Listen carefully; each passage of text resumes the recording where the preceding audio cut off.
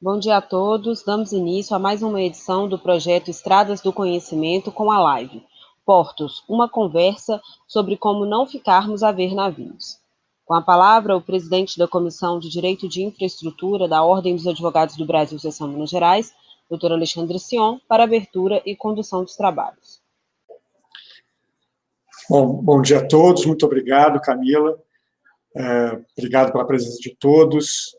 Vou falar rapidamente sobre a comissão, depois da palavra do Túlio. Esse é um projeto da Comissão de Direito de Infraestrutura da UAB de Minas Gerais, uma iniciativa da nossa secretária-geral, Janaína. Já está aí, como sempre, muito participante, já deu o bom dia, o Luciano Ribeiro Rodrigues também, parabenizou pelo evento, tem aqui o chat da comissão, tem a Raquel Silva, enfim, nós vamos poder falar com todo mundo.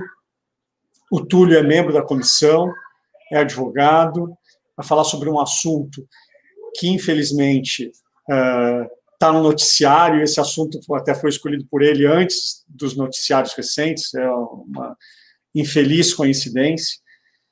E Túlio, então, eu acho que a gente podia já começar, se você pudesse falar para a gente um pouquinho do acidente no porto no Líbano, que que a gente tem, o mundo inteiro tem visto e comentado, e falasse como, de alguma forma, isso pode ser uma preocupação para o Brasil ou não, e como é a nossa infraestrutura portuária? Se você pudesse começar com esses questionamentos, eu te agradeço. Com a palavra a você, Túlio, por favor. Benção, bom dia.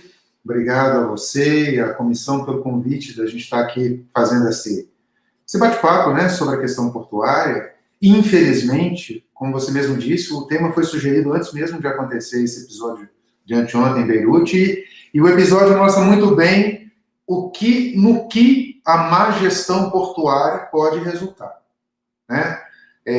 Pelo que foi apurado até agora, o que aconteceu ali foi uma negligência da autoridade portuária ao permitir que no mesmo espaço ficassem armazenados produtos inflamáveis, parece fogo de artifício, e nitrato de potássio, se não me engano, né? Que é utilizado na indústria de fertilizantes. E é um longo tempo, ou seja, a negligência não foi ontem, ela tem, parece que 14 anos que esses produtos estavam lá mal armazenados, ou seja, a falta de um cuidado, a falta de uma regulação correta acabou dizimando metade da cidade de Beirute, né? Causando uma centena de mortes e deixando milhares de feridos. Ou seja, o episódio mostra de uma maneira muito trágica o cuidado que se tem que ter com a gestão dos portos, tá? A responsabilidade que envolve, porque o porto, ele é ao mesmo tempo uma área de conexão, né? Ele é o ponto de interligação do país, da cidade, com o resto do mundo, e também uma fronteira, né? Então, o cuidado, as diligências que as autoridades têm são muito grandes. E a outra coincidência, já tomando essa questão portuária também como gancho, é que nós estamos vivendo hoje uma crise sanitária com o Covid-19, e no início do século XX, uma questão portuária indiretamente também causou um dos maiores conflitos sanitários do Brasil, que foi a revolta da vacina. Tá? A revolta da vacina, na primeira década do século XX, ela foi causada porque o governo federal ele queria reformar o centro do Rio de Janeiro, retirando os cortiços, as favelas, para poder ampliar o porto, que naquela época era uma limitação às importações, ao comércio internacional. Tá? E isso causou uma revolta na população, você teve conflitos durante uma semana, quebra-quebra, pessoas mortas, e, indiretamente, esse assunto também está ligado à questão portuária, para você ver como é que a questão portuária ela é fundamental. Né? Basta dizer que quando a família real veio para o Brasil, a primeira coisa que ele fez, que Dom João VI fez, foi abrir os portos das nações amigas.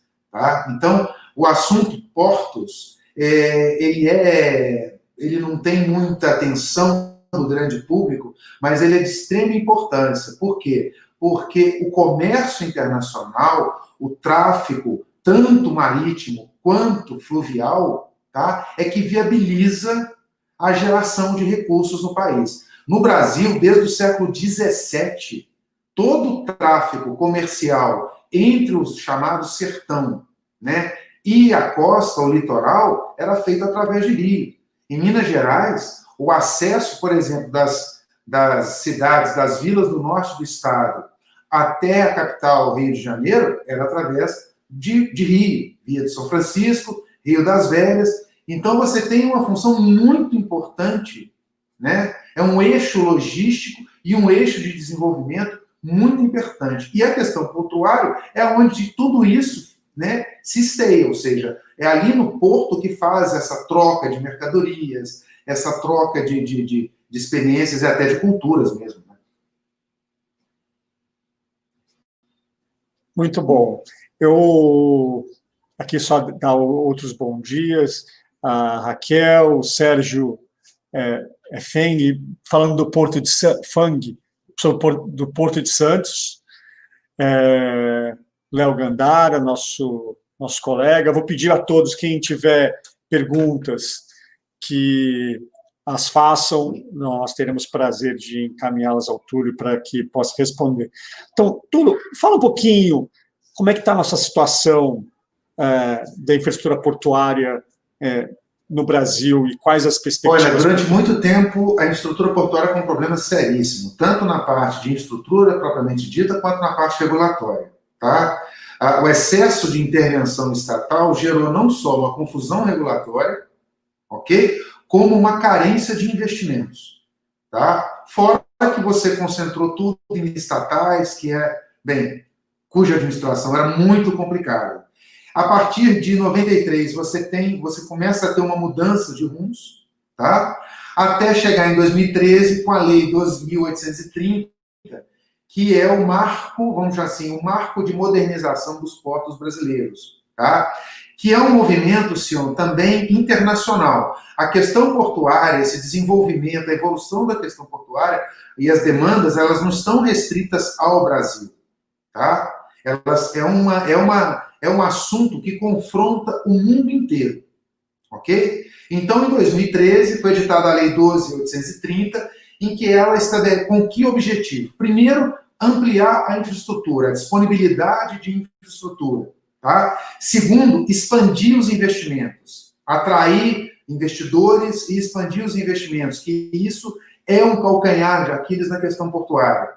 Ok? Você tem que garantir infraestrutura, mas são infraestruturas caras. Só para dar um exemplo, hoje você tem os grandes cargueiros, eles não comportam mais calados inferiores a 14 metros. Eles têm calados superiores a 14 metros. Então, ou seja, a profundidade do porto, né, você tem que aumentar a profundidade do porto. Então, um porto como Santos, né, necessita urgentemente de obras de manutenção, de recapacitação, para quê? Para receber esses grandes cargueiros. Tá? E isso é um problema também, porque se você não tem um porto eficiente, você acaba desviando o comércio para outro lugar. Tá?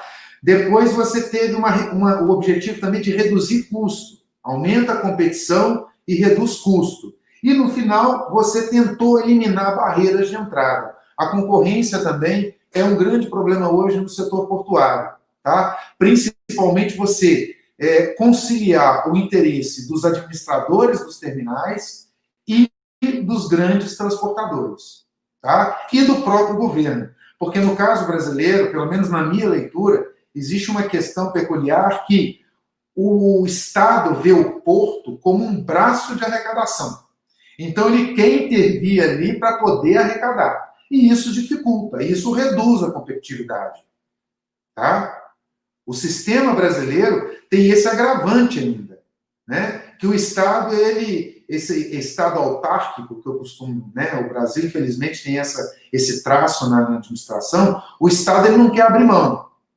Tá? Então, ele não quer, ele se coça para não intervir. E quando intervém, piora a situação. Mas, de lá para cá, melhorou bastante. Tá? Aos poucos, a competitividade ela vem aumentando. ok?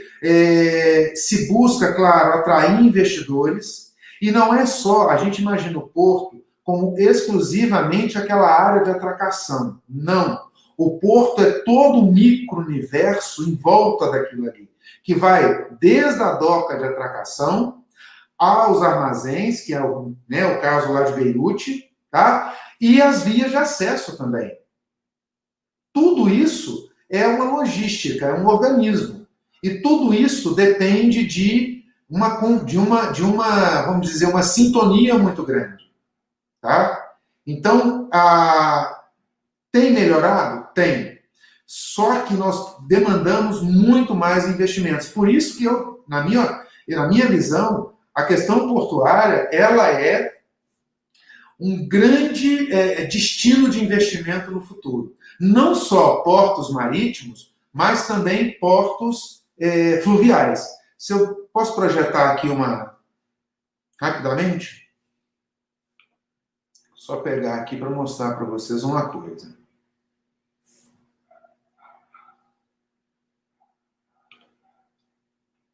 Vocês estão vendo? Isso aqui é um gráfico que mostra o tráfego marítimo no mundo, tá? Aqui dá para ver, cada pontinho desse é um navio, ok? Vocês veem aqui essa rota, vocês veem, olha como é a rota China-Estados Unidos, costa oeste dos Estados Unidos, tá? E depois essa rota aqui da sul da África, mesma coisa, tá? E levando produtos. Todos esses navios aqui, eles querem o quê? Um porto eficiente e barato, como eu disse. Então a gente tem que se mobilizar para organizar o Brasil com portos que possam receber esses navios. Agora, eu chamo a atenção, aí mais olhando para a logística interna, para esse mapa aqui, entendeu? É uma comparação das rotas fluviais dos Estados Unidos com as rotas fluviais do Brasil. Vocês veem que os Estados Unidos aproveitaram todas as rotas fluviais disponíveis. Os rios Mississippi e Missouri aqui em cima. Enquanto no Brasil, a gente tem aqui o rio Amazonas, que praticamente responde por 80% das rotas fluviais, tá? E a Bacia do Paraná, ok? Fazendo interligação com o Rio da Prata e com o Sul. Só que aqui no meio, veja a quantidade de rios que nós temos no Brasil. Muito mais do que nos Estados Unidos. Tá? Ou seja, o potencial de navegação disso aqui é enorme. É enorme. Tá? É enorme. E tudo isso dependendo de quê? Dependendo exatamente de investimento. Né? Com uma oportunidade aberta, tá? Para fazer essa interligação. Diferente nos Estados Unidos, eles fizeram uma interligação norte-sul interna, com as hidrovias. Aqui no Brasil, a gente consegue fazer norte-sul, leste-oeste. Tamanho o potencial hídrico, que já era conhecido desde o século XIX. Tá? Então, as oportunidades abertas nessa área de portos e hidrovias são enormes. Tá? E Túlio, excelente.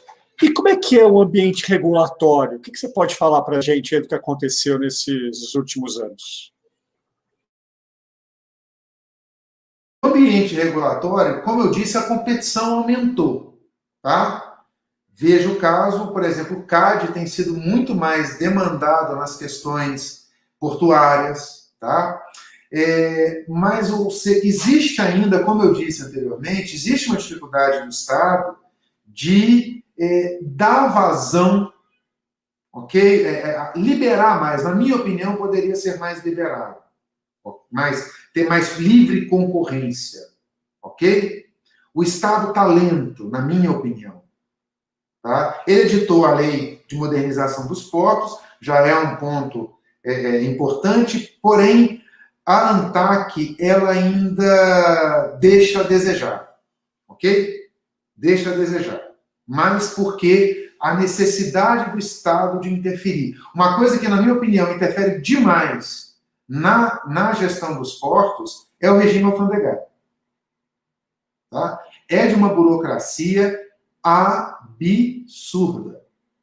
Tá? Absurda.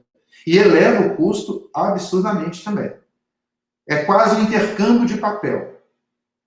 O navio leva 1 tonelada de mercadoria, é 1 tonelada de mercadoria, 60 toneladas de papel para cada 1 tonelada de mercadoria. Tamanhas dificuldades. Entendeu? O Estado ele resiste a sair do ambiente. Eu acredito que, e a lei de modernização está provando isso, à medida que os agentes vão se organizando, o próprio sistema vai se organizando. E hoje a competição ela é muito maior. Então, na hora que o Estado quer regular demais, ele prejudica a competição. Tá? É um desafio enorme. É o Estado brasileiro se conter. O que foi ótimo os seus comentários. O que você acha, assim, como é que é o desenvolvimento dessa infraestrutura no Brasil atualmente, para os próximos passos? O que você acha que a gente poderia fazer como país para aproveitar melhor esses nossos recursos logísticos? Na minha opinião, a gente deveria ampliar as políticas públicas e dar uma prioridade. Dar uma prioridade à recuperação das hidrovias, na minha opinião. Ok? Mediante autorização, mediante convênios, abrindo a concorrência. Existe um espaço enorme de concorrente logístico de hidrovias. Tá? Você conhece como... Veja, para uma ferrovia, você tem que fazer desapropriação. Tá? Tem que fazer uma série de medidas, você que é um especialista da área, relatórios de impacto e tudo mais. Uma hidrovia, você não precisa disso. Como eu disse, o Brasil hoje tem aproximadamente 27 mil quilômetros de hidrovias, mas um potencial de 42 mil quilômetros. Existem 19 mil quilômetros a serem capacitados. Tá? Então, assim, era eleger a questão hidroviária como prioridade. Isso para a logística interna. Tá? No caso da logística internacional, nós precisamos urgentemente dotar os portos e o ambiente portuário de competição e atrair competidores. Existem competidores, tá? Há dificuldades. Tem um caso muito interessante até nos Estados Unidos, que uma companhia de Dubai uma vez adquiriu o porto de, salvo engano, São Francisco. Tá? E isso gerou uma comoção, né, política, os políticos americanos falando que os árabes iriam administrar uma fronteira, é aquela dualidade do porto, né? Ele é um elemento de conexão, mas ao mesmo tempo é uma fronteira, ok? Só que essa companhia portuária, né, esse fundo de investimento de Dubai, ele controla portos no mundo inteiro, e cada dia que passa, né, os players desse mercado, eles vão se tornando maiores e poucos, ok? Então, a gente precisa estar constantemente atualizando as nossas políticas públicas em relação aos portos marítimos. Para quê? Para atrair investimento, entendeu? E licitar não só a área de atracação, mas também a armazenagem, as estradas que fazem os acessos aos portos, as ferrovias. Então, ou seja, existem várias oportunidades de negócio, tá? Várias oportunidades de negócio. É priorizá-las. Excelente, Túlio. Você tocou 2 pontos bastante relevantes. Um é a comparação com outras formas de logística, né? Você citou muito bem a ferrovia. Uhum. A despeito das grandes vantagens da implantação de uma ferrovia, você deu o exemplo dos Estados Unidos, né, que fizeram isso muito bem numa outra época. Hoje, você licenciar uma ferrovia no Brasil é quase uma tarefa impossível, porque, diferente de outros caminhos, você não consegue ter essa flexibilidade. Então, você vai passar por áreas sensíveis, por áreas que você não poderia intervir. Então, a complexidade, os conflitos advindos da implantação, do licenciamento de uma ferrovia são gigantescos. Uhum. E E aí o outro ponto que você comentou muito bem é essa nossa relação com o porto, porque ao mesmo tempo que ele é um caminho de desenvolvimento, de comércio, ele também é um ponto estratégico, sob o ponto de vista da relação com o externo, né? Agora, por que você acha que a gente discute isso tão pouco? Por que a gente não vê essa discussão de forma relevante a despeito das enormes vantagens e do nosso enorme potencial de utilizá-las? Sion, opção política. Tá? Opção política equivocada. Me assusta como nós regredimos em termos de pensar a infraestrutura do país. Se você voltar um século atrás, né, a gente está falando aqui século XIX, início do século XX, século XIX principalmente, tá? Eu falei, todo o tráfego de mercadorias entre o interior do Brasil e a costa era feito através dos rios. Nos pontos, tem um historiador, um explorador britânico famoso, Richard Francis Button, tá? Ele era oficial da Companhia das Índias, veio para o Brasil para ser cônsul. E tem um livro dele, Viagem de Canoa de Sabará à Foz do Rio São Francisco. O livro nada mais é do que um mapeamento de todo o curso do Rio São Francisco, indicando, inclusive, latitudes, profundidades, exatamente para se estabelecer portos. E, de repente, nós simplesmente deixamos de lado os portos e focamos no rodovias, que também não resultaram em nada, né? As rodovias, por exemplo, que foram para a região norte, agora que elas estão na BR-163, que liga o Rio Grande do Sul ao Pará, agora que ela está sendo entregue. Tá? Nos Estados Unidos, e engraçado que nós tivemos a mesma preocupação dos Estados Unidos no século XIX. Só que chega o Brasil no início do século XX e rasga tudo e faz uma opção completamente equivocada. Entendeu? Totalmente equivocada. Sim, é assustador. Tá? Agora, tem tempo ainda? Tem. Você vai numa cidade como Pirapora era um porto ativo. Comércio de algodão do Vale do São Francisco era escoado pelo Rio São Francisco. Você, por exemplo, o comércio de gado, tá?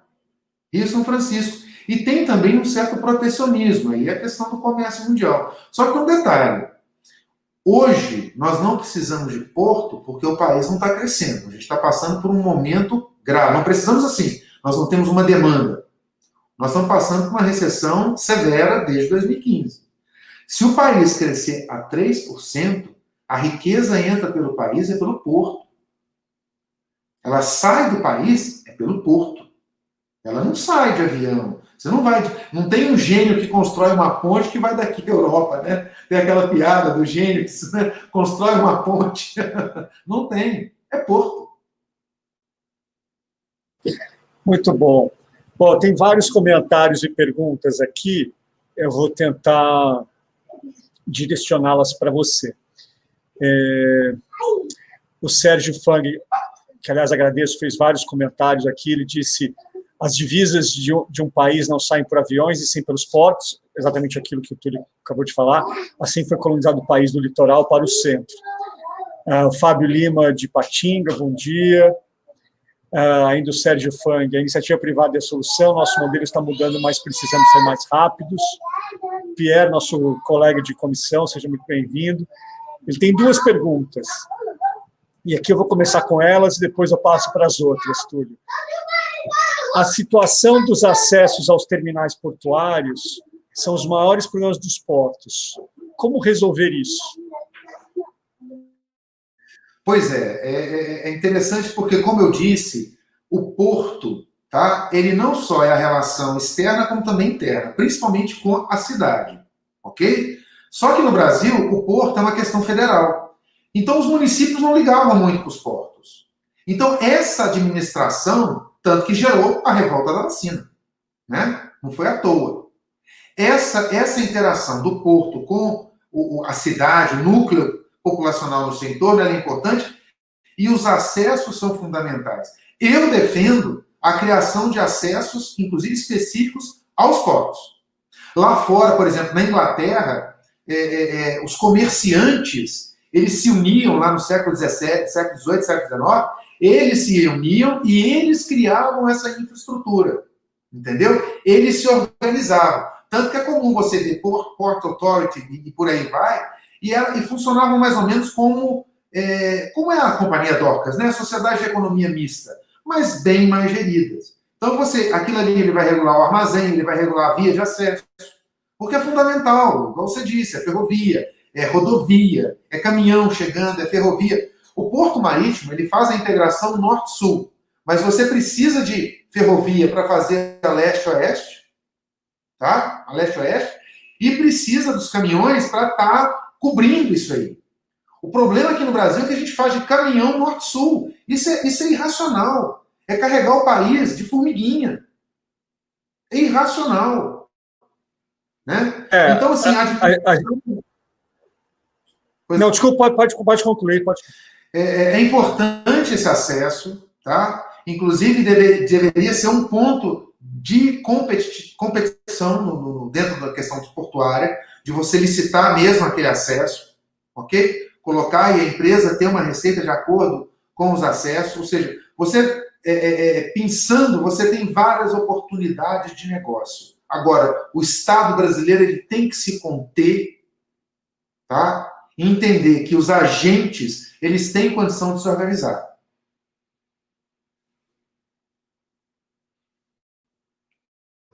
Ótimo. A questão da rodoviária e de caminhões, ele tem uma questão política bastante relevante. A gente viu recentemente como isso tem um impacto político, né?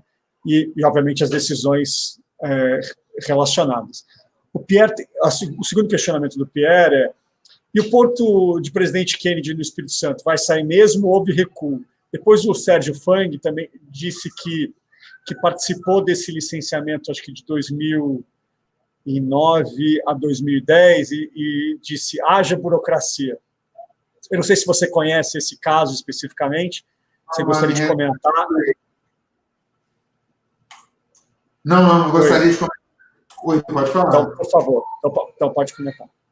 Eu não tenho acompanhado essa questão, esse debate sobre o porto de Presidente Kennedy. Eu acompanho mais a questão geral, porque se você pegar o Presidente Kennedy e pegar também, por exemplo, você lembra do Jurong, do estaleiro Jurong, que também tinha um projeto enorme. Essa é a dificuldade de você ter no Brasil hoje, né, com grandes empreendimentos. Ok? Não dá, veja, você tem que conciliar, né, preservação, políticas públicas, mas com desenvolvimento.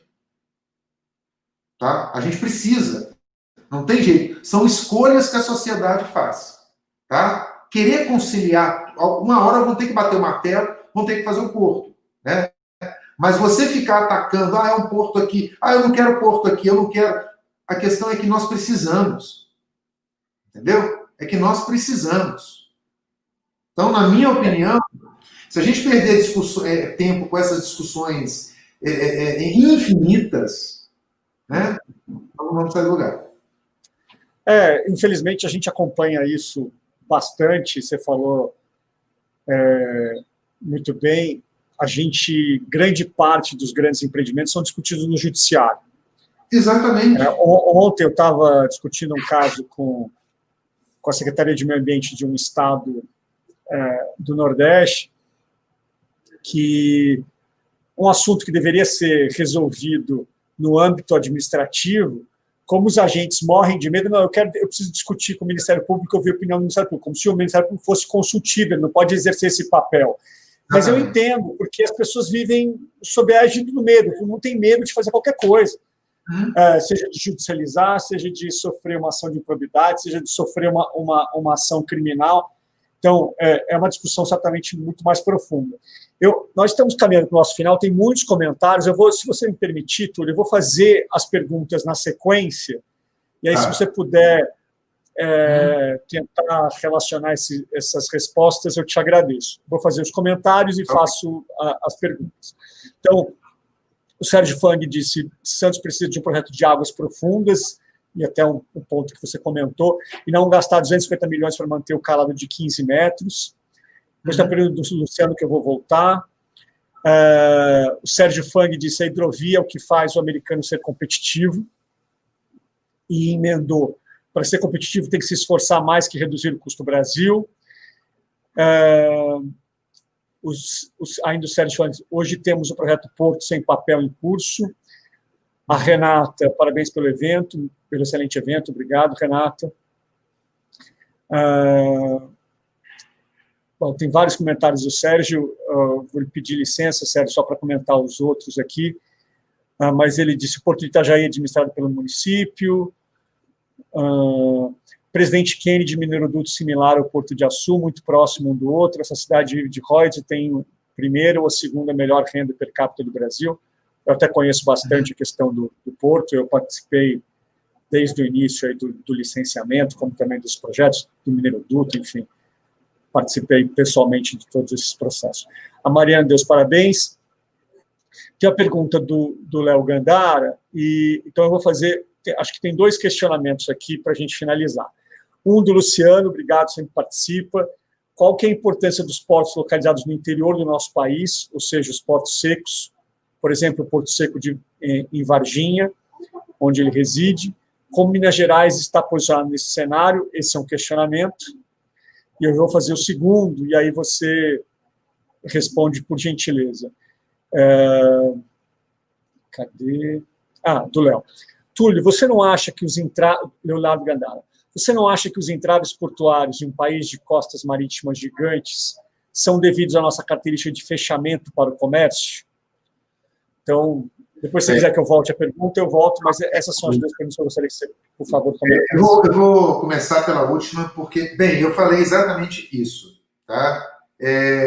O nosso viés protecionista, em parte, é responsável pela essa negligência em relação aos portos, tá? Só que, sem comércio, não tem vida.